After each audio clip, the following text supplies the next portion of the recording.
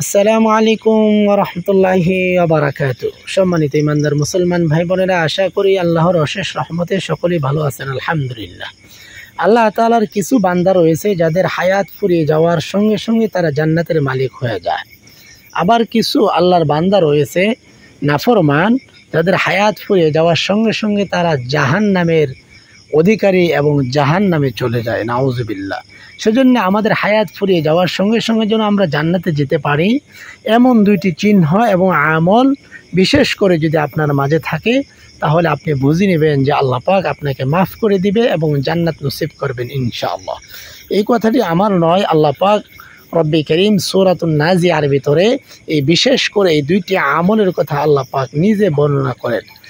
দেখুন, মিলিয়ে দেখুন আপনার কাছে সেই দুইটি বিষয়ের আমল রয়েছে কিনা, এই দুইটি আলামত আছে কিনা। আল্লাহ পাক বলেন, ওয়া আম্মা মান খাফা মাকামা রাব্বিহি ওয়া নাহান নাফসা আনিল হাওয়া ফাইন্নাল জান্নাতা হিয়াল মাওয়া। আল্লাহ বলেন, যে ব্যক্তি আল্লাহ তাআলার সাথে সাক্ষাতের ভয় করে, অন্তরকরণে আল্লাহর ভয় রাখে, কোনো গুনাহের দিকে যায় না, তার কারণ হচ্ছে একটাই, আমার হায়াত ফুরিয়ে যাওয়ার পরে আমাকে আল্লাহর সাথে সাক্ষাৎ করতে হবে। আমি গুনাহগার মুখ নিয়ে গুনাহ করে করে আমার জীবনকে বরবাদ করে ফেলবো।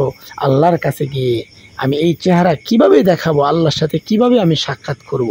এই ভয় যার অন্তরকরণে আছে এবং নিজের নফস, নিজের মন যেটা চায় সেটা করে না, নিজের মন চায় গুনাহ করতে, সে গুনাহ করে না। নিজের মন চায় সুদ, ঘুষ, বাহাপনা সব কিছু করতে মন চায়, কিন্তু সে মন চাহি জীবন গড়ে না, রব চাহি জীবন গড়ে আল্লাহর হুকুম মানে, রসুলের তরিকা অনুযায়ী চলে এবং অন্তর করে না আল্লাহর ভয় রাখে। এমন ব্যক্তি আল্লাহর জান্নাতের মালিক হয়ে যাবে। সুবহানাল্লাহ।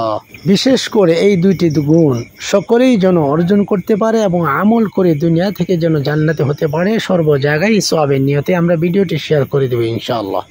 আর নতুন হলে অবশ্যই সাবস্ক্রাইব করে পাশেই থাকবেন। আসসালামু আলাইকুম ওয়া রাহমাতুল্লাহি ওয়া বারাকাতুহু।